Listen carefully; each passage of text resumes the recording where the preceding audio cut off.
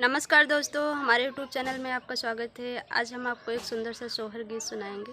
यह गीत आपको कैसा लगे हमें कमेंट में ज़रूर बताना और हमारे चैनल को शेयर सब्सक्राइब ज़रूर करना।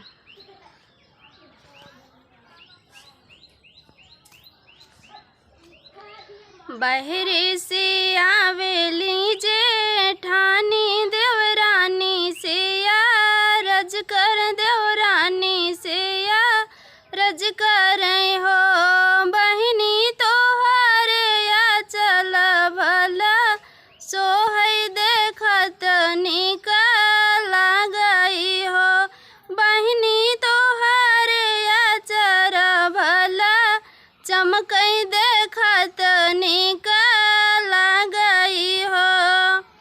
झलकत पिया जी के पगड़ी तो ननदी के चुनरी तो ननदी के चुनरी न हो दीदी झलकत गोदी कैला लनवा देखत निकल गई देखत निकल गई हो दीदी झलकत गोदी कैला लनवा देखत निकल गई देखत निकल गई हो।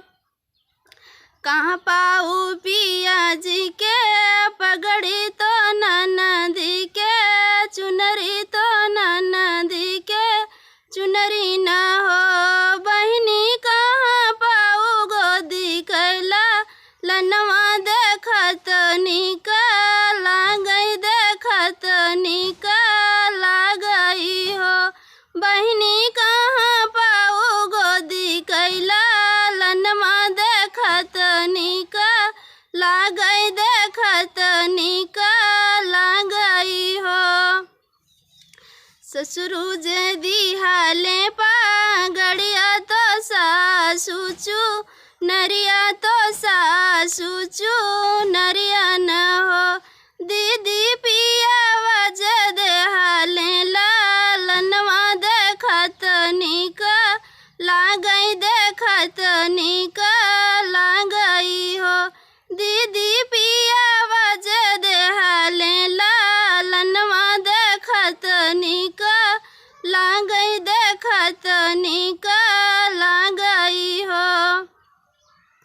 कहाँ धरबू पिया कई पागड़िया तो ननदी चू नरिया तो ननदी चू नरिया न हो बहिनी कहाँ धरबू गोदी कैला लनवा देखत निकल गई देखत निकल गई हो बहिनी कहाँ धरबू गोदी कैला लनवा देखत निकल गई देखत निकल गई हो।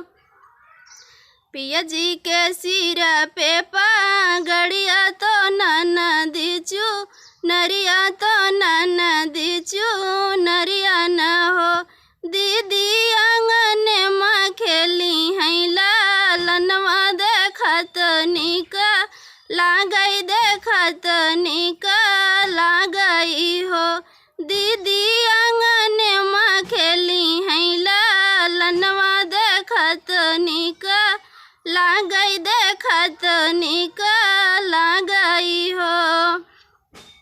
इतनी बचन सुनई जठनी मानही माना बिहसे नहीं माना बिहसाई हो बहिनी जुग जुग जियई तोर लनवा देखत निकल गई देखत निकल गई हो बहिनी जुग जुग जियई तोर लनवा देखत निकल गई देखत निकल गई हो।